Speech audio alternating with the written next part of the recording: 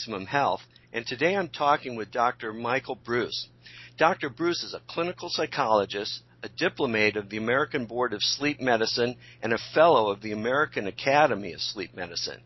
He's the author of The Sleep Doctor's Diet Plan, Lose Weight Through Better Sleep, a groundbreaking book discussing the science and relationship between quality sleep and metabolism. As the subject of sleep continues to gain momentum in our sleep-deprived society, Dr. Breus has become a widely recognized leader in this field, dedicated to raising awareness of both medically diagnosed sleep disorders and the importance of quality sleep for all. He's served as the sleep expert for WebMD for over 14 years, and he's also the sleep expert for Dr. Oz, having appeared 23 times in the past 4 years on the show. He regularly writes for WebMD, The Huffington Post, Psychology Today, Medpedia, Organized Wisdom, and more. And his other numerous media appearances include CNN, Oprah, The View, The Doctors, and Sirius XM Radio. I'm very pleased to have him share his wisdom on this fascinating topic with us today. So welcome, Michael. Thank you so much, Bob. I really appreciate it. Well, thank you for making the time today. So my question for you is, what's the single best thing you'd recommend people do to start sleeping better and hopefully get a better night's sleep tonight? The easiest thing that people can do that they could do tonight is actually to go to bed at the same time, but more importantly, to wake up at the same time every single day, including the weekends. The reason this is because inside us all, we have two specific systems for sleep. One is a drive like hunger, right? So I'm hungry. I eat something, and that hunger starts to dissipate. The same holds true with sleep. The sleep drive builds over the course of the day, but sleep drive alone is not what's going to allow you to not only fall asleep, but to stay asleep. It's that biological clock, or what we call our circadian rhythm. By keeping your bedtime consistent, going to sleep, but more importantly, waking up at the same time every day, it allows that circadian clock to know exactly when you're supposed to sleep. So many of us will change our wake-up times on the weekends. So maybe people sleep in a little bit. This actually causes a situation that we call social jet lag, meaning it's just like traveling a couple, 3 time zones, and that's where we get into problems, and that's one of the reasons why people have such a difficult time sleeping. Well, that's really interesting. So, it's a very popular topic these days, especially in business circles, is what's called power napping.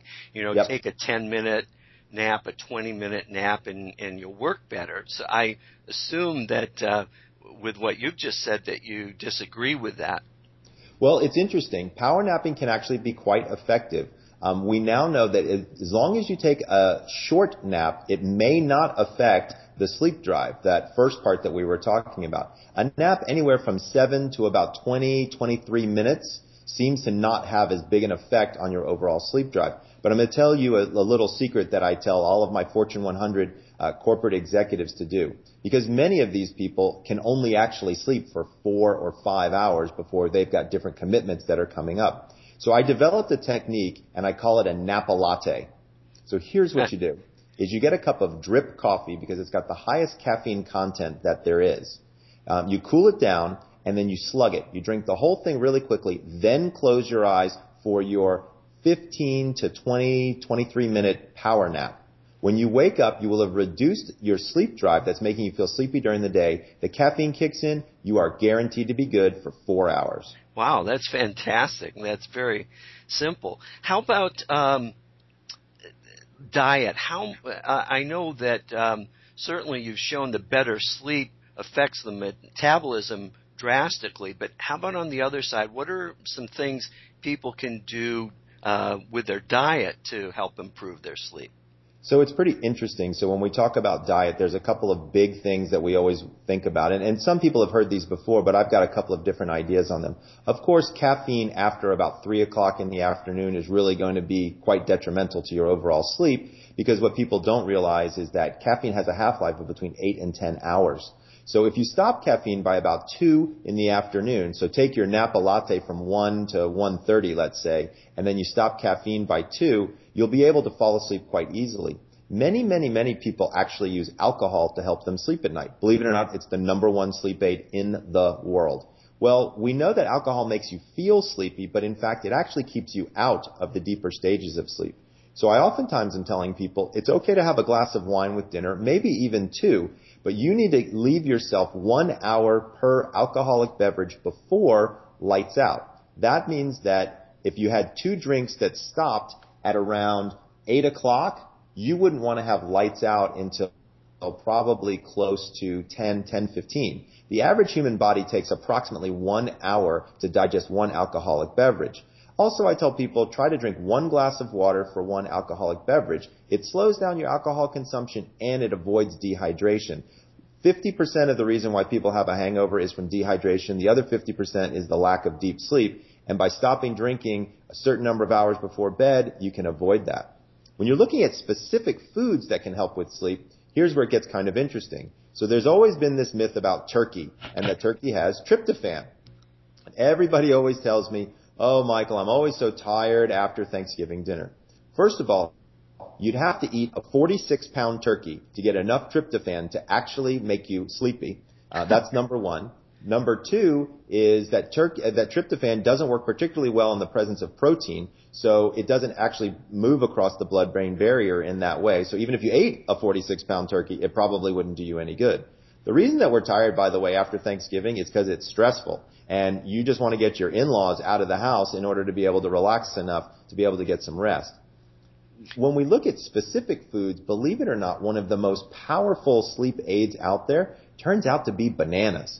So most people are like, bananas? Michael, are you kidding me? No, I'm actually not. Here's how it works. Is bananas are loaded with magnesium, but it turns out that the skin of the banana, or the peel, actually has 3 times the amount of magnesium in it. We know that magnesium is a very calming mineral, and that it helps really relax the nerves and helps people relax enough to get to sleep. So here's one of my recipes that I have people do that's a lot of fun. I actually tell people to make what I call banana tea. So here's what you do. Take a banana, cut off the tips, and cut it in half. Wash it, and leave the peel on with the fruit in it. Then put it into about 4 cups of boiling water and boil it for about 6 or 7 minutes. Then drink the water. If you like bananas, it's quite delicious and it will knock you out. Wow, that's great. I love bananas, so that's perfect.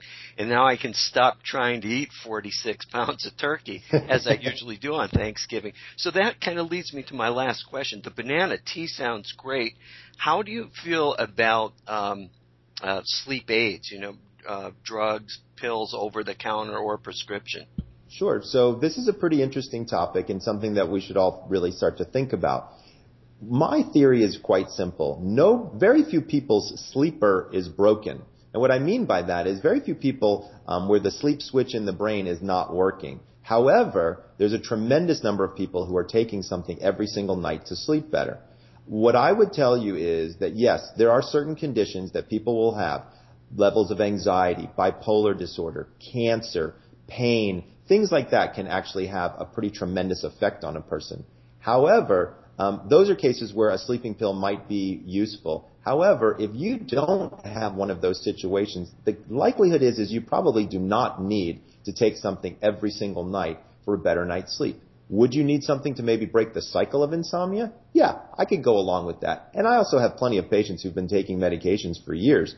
What we have to do sometimes, though, is we have to either try to find the lowest effective dose, or talk with your doctor about the reasons why you might be taking an over-the-counter sleep aid on a regular basis, because maybe there might be something that's a lot more effective that could actually be quite helpful.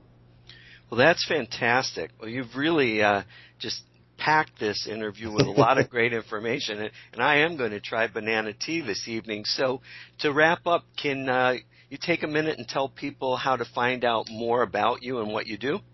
Absolutely. So people can find more out about me and receive my free ebook at www.secretstosleepsuccess.com. And if you come to the webpage, I've got a free book there for you that gives you the 10 things that great sleepers do and the added bonus of banana tea. Well, that's fantastic. Well, I really appreciate you taking the time today, and I knew this was going to be fascinating, and it was doubly so. So thank you very much. Thank you, Bob. I really enjoyed it myself.